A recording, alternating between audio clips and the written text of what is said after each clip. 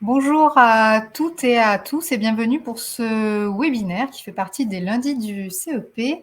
Ce matin, nous allons parler du dispositif d'émission reconversion qui permet donc de démissionner quand on a un projet de reconversion de création d'entreprise tout en pouvant bénéficier des allocations chômage pour mettre en œuvre justement ce projet. Pour information, vous pouvez retrouver ce webinaire en replay sur le site du service CEP tout simplement.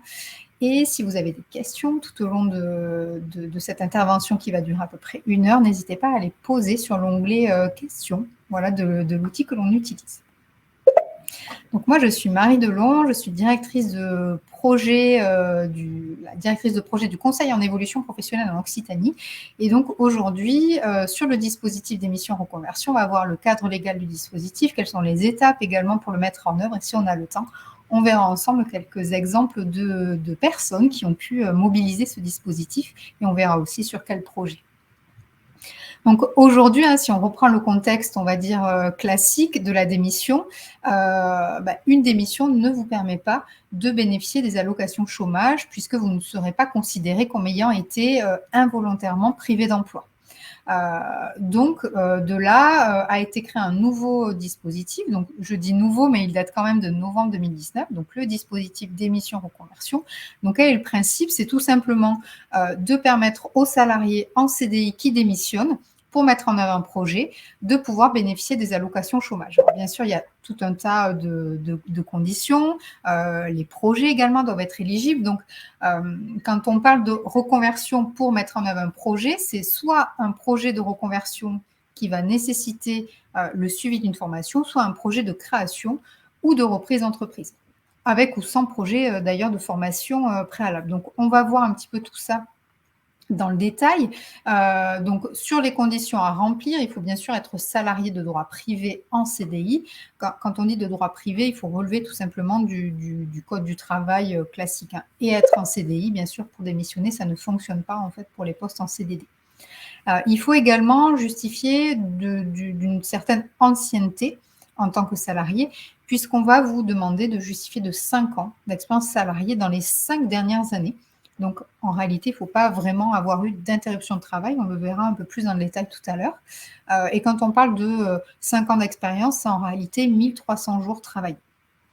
Il faut également avoir bénéficié d'un conseil en évolution professionnelle, donc d'un accompagnement CEP, avant d'avoir démissionné. Donc ça, c'est obligatoire. On va le revoir aussi, c'est dans la loi. Et il faut bien sûr avoir fait valider le caractère réel et sérieux de votre projet par la commission paritaire de l'association Transition Pro de votre région. Donc voilà les principales conditions. On va les revoir de toute façon ensemble lorsqu'on va parler des étapes pour mettre en œuvre ce dispositif-là. Ce qu'il faut avoir en tête, c'est que les 4 conditions là que je viens d'évoquer, il faut absolument que vous puissiez les justifier. Tout simplement parce que Pôle emploi peut refuser votre indemnisation si jamais vous n'avez pas, vous ne cumulez pas ces 4 conditions, tout simplement. Donc, quand on parle de projet de reconversion ou de création, on va voir ensemble quels sont les projets qui sont concernés par ce dispositif-là. Donc, on a dit tout à l'heure, c'est soit un projet de reconversion qui va nécessiter obligatoirement le suivi d'une formation. Donc, ce projet de formation n'a pas à être certifiant, c'est-à-dire que pour beaucoup de dispositifs aujourd'hui, le caractère certifiant, notamment le caractère d'inscription au RNCP, le répertoire national des certifications professionnelles, est obligatoire. Mais ce n'est pas le cas pour le dispositif d'émission reconversion. Ce qu'il faut tout simplement, c'est pouvoir justifier que le projet de formation pour lequel vous souhaitez démissionner est bien nécessaire, que cette formation est bien indispensable pour accéder au métier que vous visez. Et surtout, la formation ne doit pas avoir démarré au moment où vous allez démissionner, au moment où vous allez vous inscrire tout simplement à Pôle emploi. Ensuite, d'un autre côté, vous pouvez également démissionner pour un projet de création ou de reprise d'entreprise. Donc là aussi, la création ou la reprise d'entreprise, elle ne doit surtout pas intervenir avant le démarrage de l'accompagnement, notamment conseil en évolution professionnelle, puisque là, on parle bien de projet de création. Donc, si l'entreprise existe déjà, ça ne pourra pas fonctionner. Voilà. n'importe quel statut d'entreprise, statut fiscal, etc., peut être envisagé. Donc micro-entreprise, SARL, etc. Ça, c'est vous qui le décidez en fonction de votre projet, mais tous les statuts sont envisageables. La seule condition, c'est que l'entreprise ne soit pas préexistante, puisque ce dispositif-là d'émission reconversion ne pourra pas être utilisé pour venir en fait développer une entreprise déjà existante. Une entreprise déjà existante que vous possédez vous, hein, bien sûr. Donc là, si on reprend un petit peu les étapes, première étape, donc c'est aller vérifier la condition des 5 ans d'expérience salariée qui est exigée. Donc là, tout simplement, on va le voir un peu plus en détail tout à l'heure, mais il y a un simulateur de Pôle emploi qui va devoir être utilisé et qui permet justement de rentrer les dates de ces différents contrats, la nature de ces contrats, de rentrer également les périodes où vous n'avez pas travaillé. Et donc là, le simulateur de Pôle emploi va vous dire tout simplement si vous êtes ou pas éligible au dispositif, surtout si vous avez en fait les 1300 jours travaillés qui sont exigés. Donc ça, c'est la première étape. On va les revoir de toute façon chacune un peu plus en détail juste après. Seconde étape, c'est bien sûr, on l'a dit avant de démissionner, rencontrer un conseiller ou une conseillère en évolution professionnelle, puisque c'est dans la loi, c'est obligatoire. On va voir tout à l'heure pourquoi c'est obligatoire, mais voilà, l'idée, c'est de rencontrer un conseiller pour sécuriser vraiment le projet de démission, tout simplement, mais aussi pour être aidé à constituer un dossier, puisque ça ne va pas se faire tout seul. Il va vous falloir monter un dossier dans lequel vous allez argumenter tout simplement le caractère réel et sérieux de votre projet. Une fois que vous aurez donc constitué ce dossier-là, étape 3, la commission de l'association Transition Pro de votre région va analyser justement les éléments en fait de votre projet de formation ou de création reprise d'entreprise.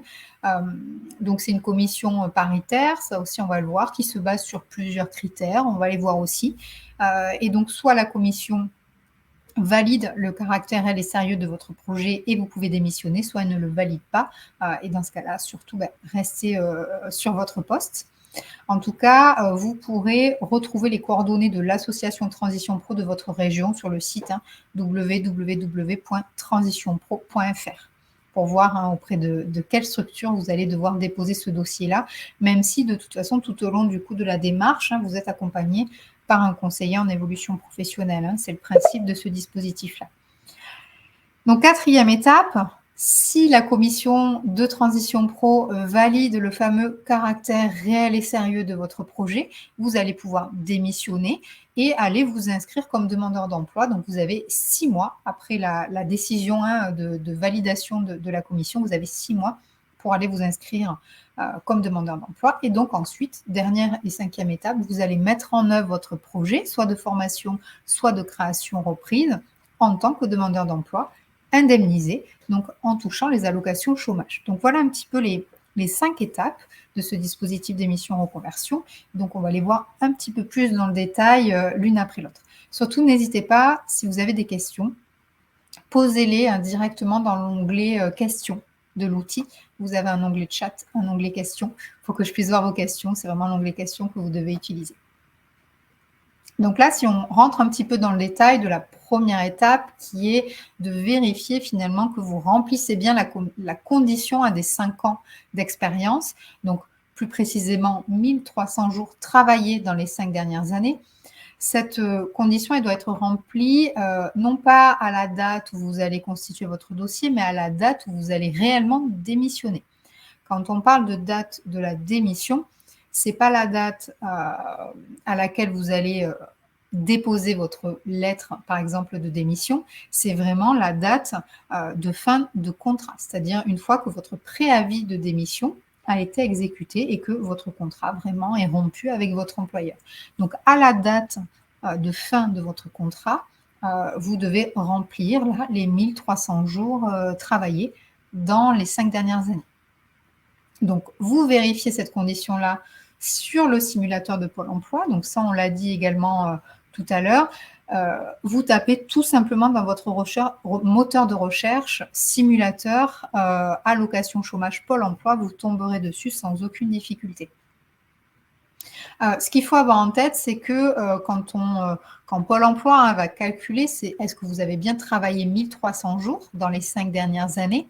Il y a certaines périodes qui ne vont pas être prises en compte pour, calculer ces 1 300 jours et notamment toutes les périodes qui n'ont pas donné lieu à une rémunération.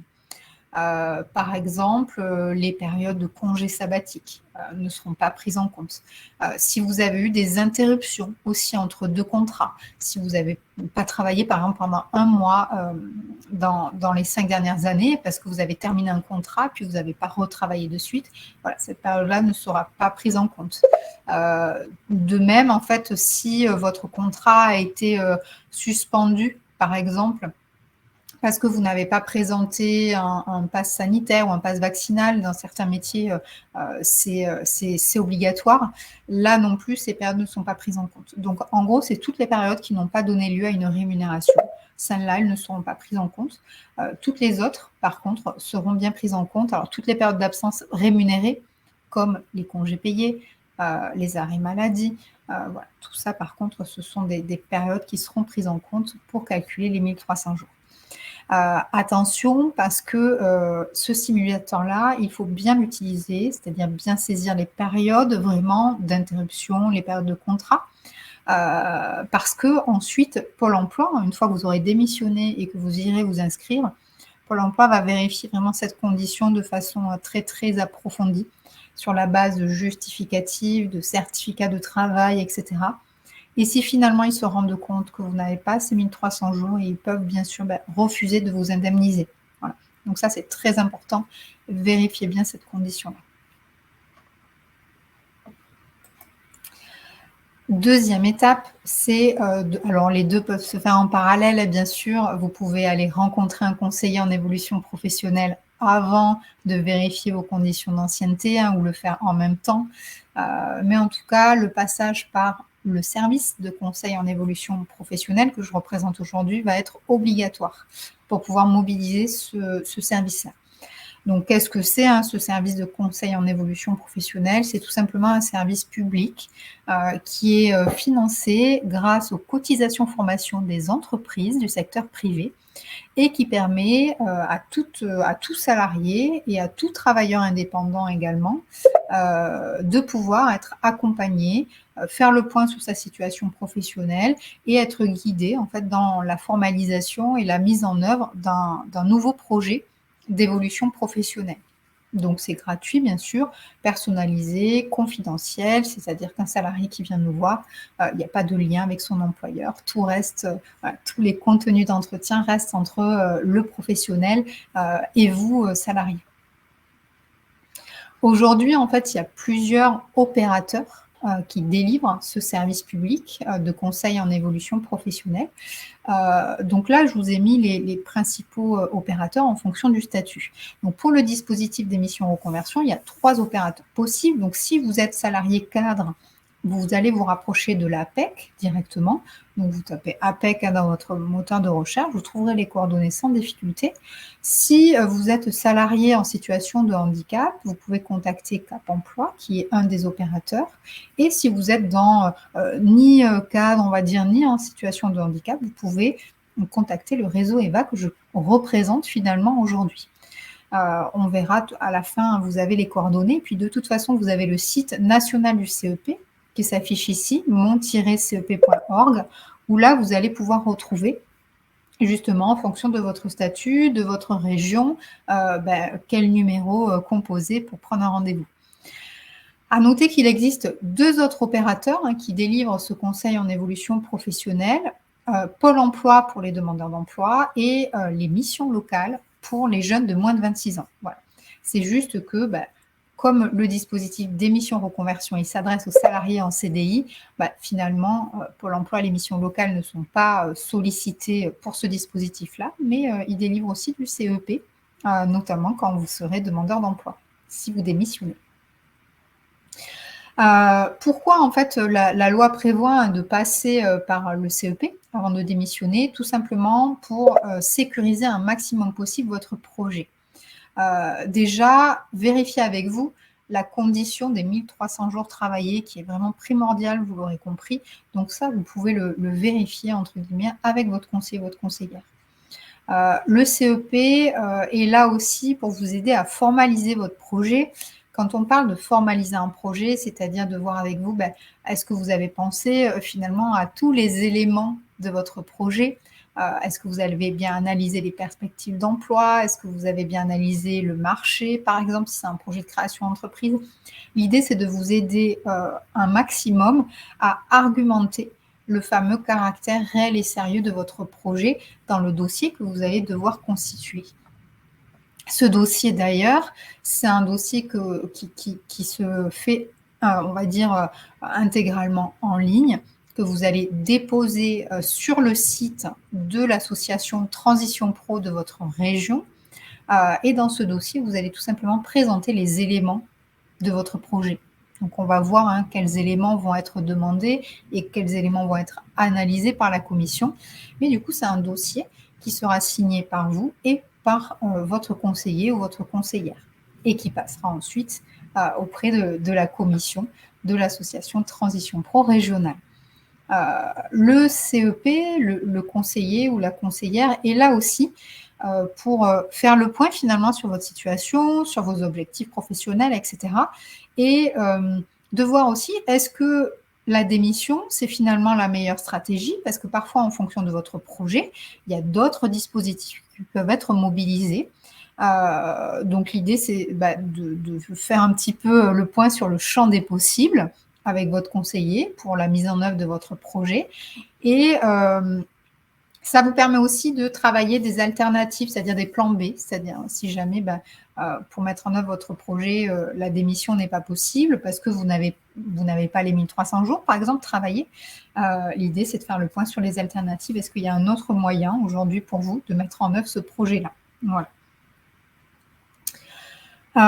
Troisième étape, ensuite, dans le cadre du conseil en évolution professionnelle, vous aurez donc formalisé votre projet, sécurisé également ce projet-là. Vous aurez constitué donc un dossier dans lequel vous allez argumenter justement la pertinence et ce caractère réel et sérieux de votre projet. Donc, vous allez le déposer, ce dossier, auprès de l'association Transition Pro. Et donc là, il y a la commission qui a finalement plusieurs critères pour venir analyser votre projet. Donc, imaginons que votre projet, ce soit plutôt un projet de formation, enfin un projet de reconversion avec formation. Là, vous allez devoir témoigner dans votre dossier déjà de votre réelle motivation et volonté de changer de métier et montrer également que vous avez bien pris en compte les impacts que ça pourra avoir sur votre situation individuelle, en termes de conditions de travail, de rémunération, etc., etc.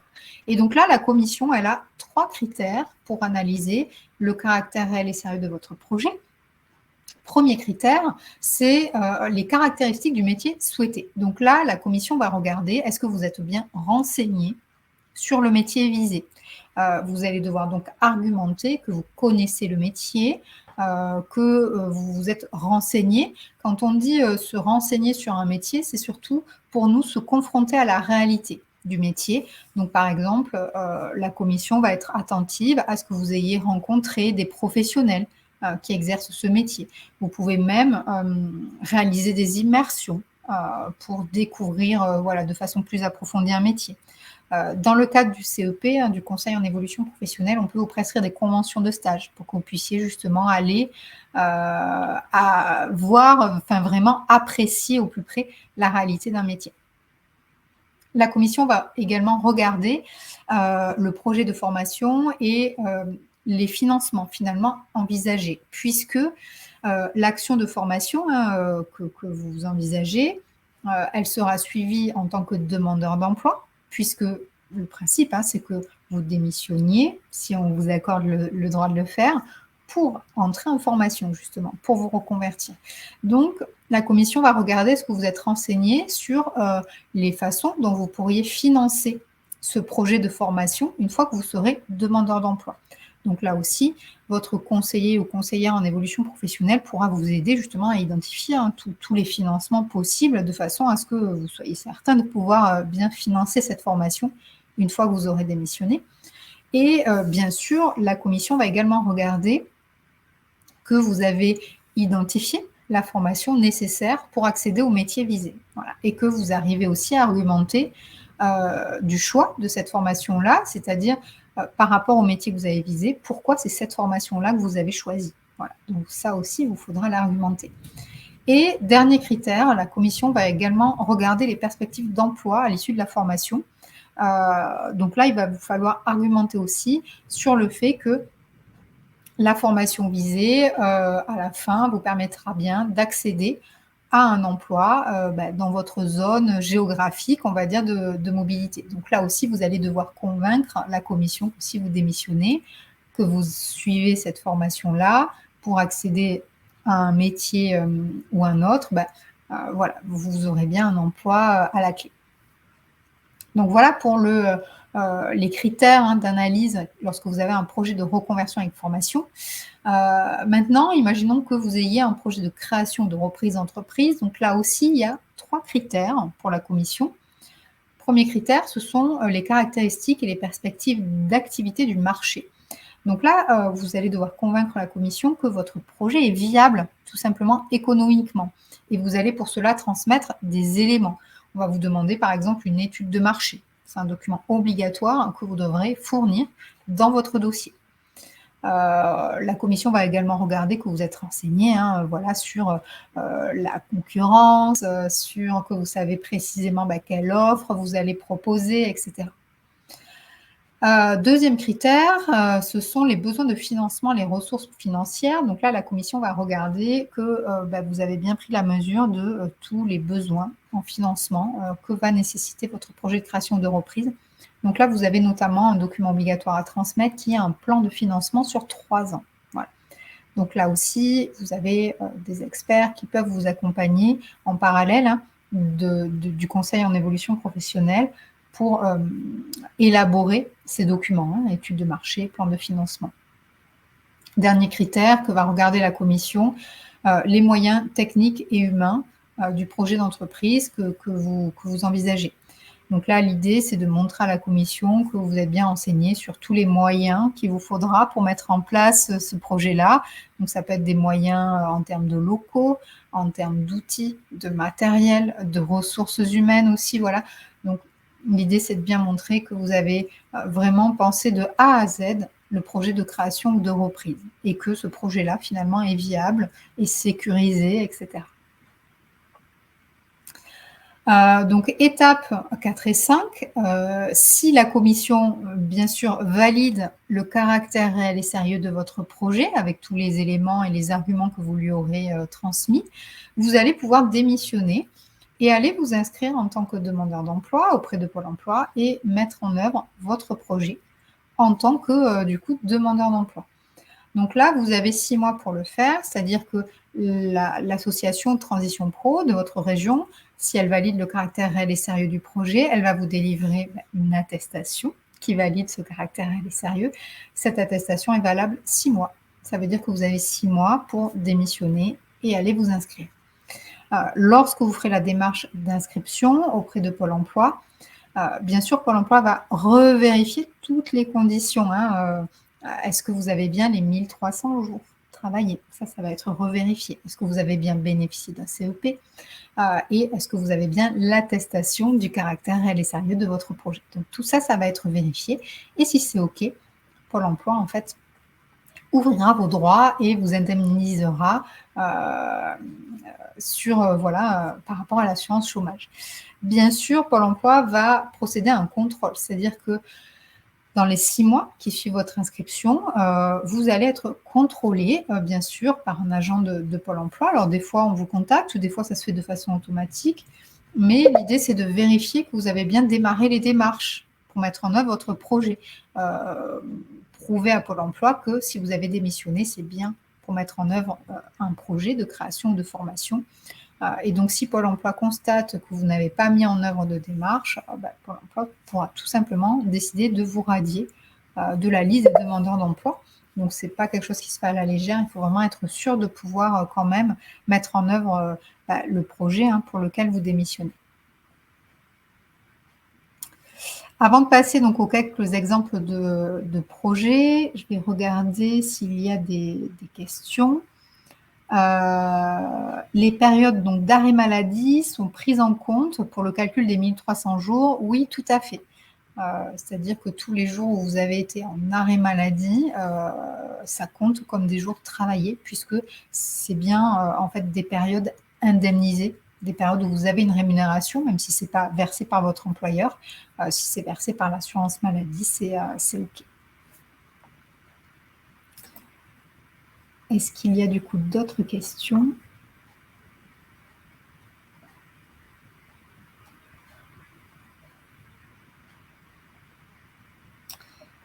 Il ne me semble pas.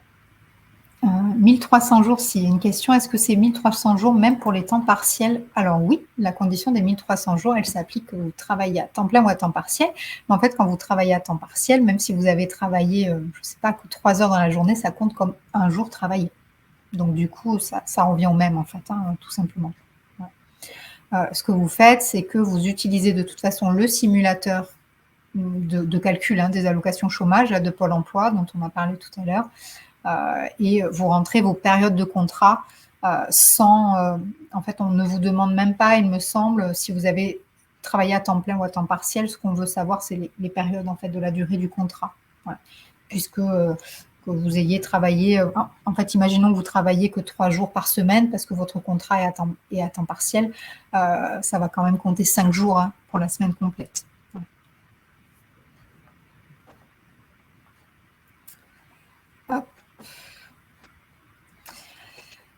Du coup, quelques exemples de projets qui ont pu se mettre en place grâce à ce dispositif d'émission reconversion.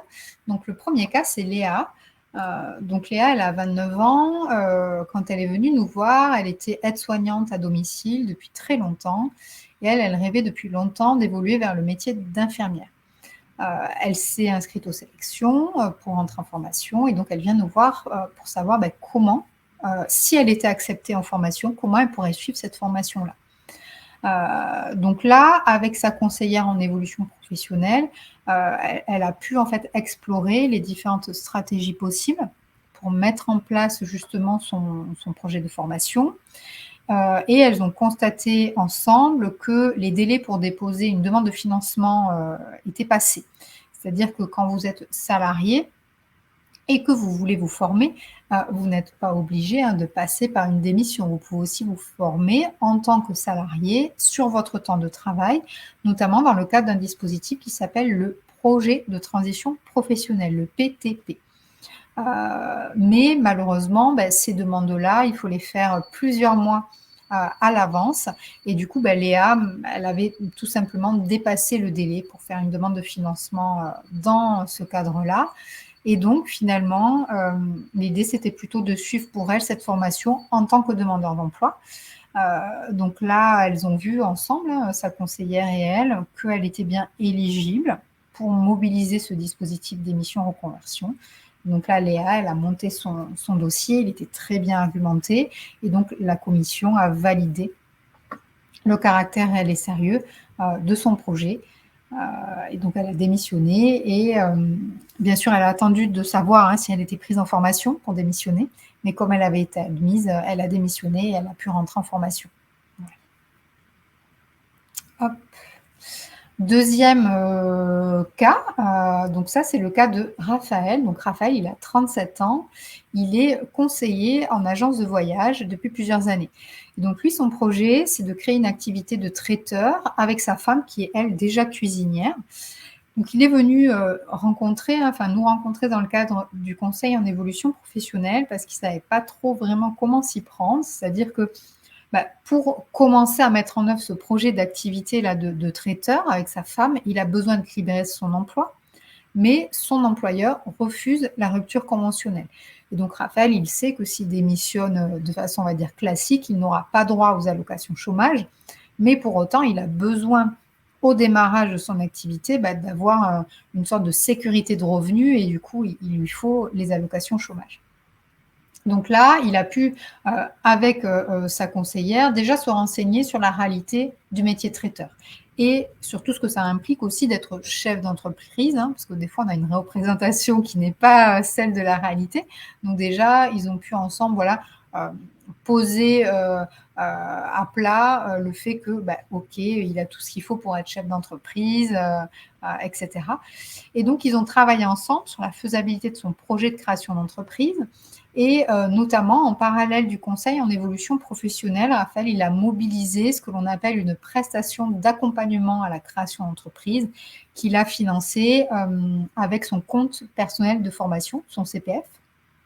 Donc le CPF, ça doit parler, je pense, à tout le monde. On en entend beaucoup parler en ce moment. Donc avec votre CPF, vous pouvez financer un accompagnement approfondi à la création ou à la reprise d'entreprise. Ça vous permet vraiment d'affiner le projet, c'est-à-dire de faire une étude de marché vraiment très formalisée, de faire un plan de financement aussi comme il faut, etc. Ce n'est pas du tout obligatoire de passer par ce genre de prestation quand vous avez un projet de création. Vous pouvez aussi le faire en toute autonomie, voilà, avec des outils gratuits, etc. Mais là, Raphaël, pour vraiment sécuriser son projet, il a préféré passer par cette prestation d'accompagnement en parallèle du CEP. Et donc, il a monté son dossier, là aussi, auprès de la commission. Et puis, la commission ayant validé le fameux caractère réel et sérieux du projet, il a pu démissionner, puis démarrer voilà, petit à petit son entreprise avec sa compagne. Donc voilà pour le cas de Raphaël. Dernier cas, c'est le cas de Joël. Donc Joël, elle a 43 ans, elle est assistante comptable dans un centre social depuis 11 ans. Et elle a un projet de reprise d'entreprise puisqu'elle aimerait reprendre l'entreprise familiale de ses parents dans le secteur du commerce. C'est un point de vente, tout simplement. Ses parents partent à la retraite, elle se dit pourquoi pas, voilà, pourquoi pas reprendre cette entreprise-là quand mes parents partiront à la retraite. Donc là, Joël, elle souhaite bien sûr sécuriser sa transition et comme elle a entendu parler de ce dispositif d'émission reconversion, elle vient nous voir. Donc là, avec son conseiller, elle a pu travailler ensemble sur la faisabilité, on va dire, de son projet de reprise d'entreprise. Elle a notamment bénéficié d'un dispositif qui s'appelle Business Story, en fait, qui est proposé par certains experts comptables, pas tous, mais qui permet en fait d'avoir des rendez-vous gratuits avec des experts comptables pour sécuriser un petit peu notamment l'aspect financier, l'aspect fiscal en fait de la reprise ou de la création d'entreprise. Elle a pu aussi, dans le cadre du CEP, venir identifier ses compétences en lien avec sa future activité de gérante d'entreprise. Et elle a notamment identifié les compétences qui lui manquaient, puisque Joël, elle est assistante comptable, donc elle s'y connaît un peu dans tout ce qui est chiffres, trésorerie, etc. Mais elle a quand même identifié qu'il lui manquait quelques compétences en gestion d'entreprise. Et donc là, dans le cadre du CEP, alors bien sûr, ils ont monté ensemble le dossier pour qu'il passe en commission, mais ils ont aussi travaillé à identifier une formation, tout simplement, pour que Joël elle puisse se préparer et acquérir les compétences vraiment qui lui manquent pour être chef d'entreprise. Et bien sûr, son dossier, pareil, a été analysé et il a été accepté par la commission. Elle a pu démissionner puis mettre en place ce projet-là. Donc voilà pour, on va dire, les 3 cas qui sont passés par ce dispositif-là. Rapidement, le conseil en évolution professionnelle, on en a parlé, mais pour en retoucher 2 mots, c'est un service public, vous l'avez compris, donc il peut être mobilisé quand vous avez un projet de démission, mais pas que. C'est-à-dire que le CEP, c'est vraiment le service public d'accompagnement des salariés et des travailleurs indépendants. Donc, quels que soient vos projets, vous pouvez le mobiliser autant de fois que vous voulez à n'importe quel moment de votre vie professionnelle. Donc, ça peut être pour vous reconvertir, pour créer une entreprise, ça peut être aussi pour rechercher un emploi, pas forcément changer de métier, mais plutôt juste changer d'entreprise. Ça peut aussi vous servir pour utiliser votre compte personnel de formation, pour trouver une formation, pour évoluer en interne, voilà également, ou tout simplement pour suivre une formation en lien avec votre poste de travail pour développer vos compétences en lien avec votre activité professionnelle. Donc, ce n'est pas que pour démissionner, il y a plein d'autres choses qui peuvent être faites aussi dans le cadre du CEP. La VAE également, la validation des acquis de l'expérience. Donc, en fait, ce qu'il faut retenir, c'est que ce service-là, il est à votre disposition tout au long de votre carrière. Quelles que soient vos envies, vos projets, vos questions, il ne faut pas hésiter à le solliciter, c'est gratuit. Voilà, gratuit et confidentiel. Pour prendre un rendez-vous avec le réseau EVA, Donc, le numéro, c'est le 09 72 01 02 03. Vous pouvez aussi aller sur le site internet. Alors, il y a celui-là, mais il y a aussi le mont-cep.org dont on a parlé tout à l'heure. Ce service-là, pour les salariés, dans les préfectures, les villes les plus importantes, on peut vous proposer des rendez-vous donc après 17h le soir et le samedi matin, aussi bien à distance qu'en présentiel, pour s'adapter à vos contraintes, en fait, tout simplement. Si vous avez un statut cadre, on l'a dit, vous contacterez plutôt l'APEC. Et si vous êtes en situation de handicap et que c'est finalement ce handicap-là qui est à l'origine de votre souhait de reconversion, parce que par exemple, vous ne pouvez plus exercer le métier que vous faites, que vous aviez exercé jusque-là, là, c'est plutôt Cap Emploi qui est plutôt expert pour l'accompagnement de ces situations-là que vous allez mobiliser. Et puis sinon, c'est le réseau EVA, vous pouvez nous contacter sur ce numéro-là. Moi, j'ai terminé, je vais peut-être voir s'il y a des questions.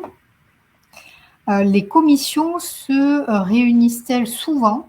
Alors, ça dépend des régions. Moi, je pilote le service CEP en Occitanie, dans le sud de la France. Il y a une commission par mois en Occitanie pour étudier les dossiers démissionnaires. Dans d'autres régions, c'est parfois 2 par mois. Voilà. En fait, ça dépend de l'association Transition Pro de votre région. Puisque vous l'avez compris, le service en fait de conseil en évolution professionnelle va vous accompagner à formaliser votre projet et à constituer votre dossier, à argumenter finalement votre dossier. Mais ensuite, c'est l'association Transition Pro de votre région qui va instruire votre dossier et qui va analyser le caractère réel et sérieux de votre projet. Selon les régions, Transition Pro peut avoir une commission par mois, 2. Voilà. Donc, le mieux, c'est d'aller sur l'association, sur le site internet de l'association Transition Pro de votre région. En général, les calendriers de commissions sont disponibles sur les sites internet. Voilà. Si je prends Occitanie, par exemple, il y a une commission tous les mois, sauf au mois d'août. Et il faut déposer le dossier 2 mois avant. C'est-à-dire que, par exemple, si vous voulez que votre dossier soit présenté en commission de juillet, il faut déposer votre dossier complet au moins 2 mois à l'avance. Voilà. Hop.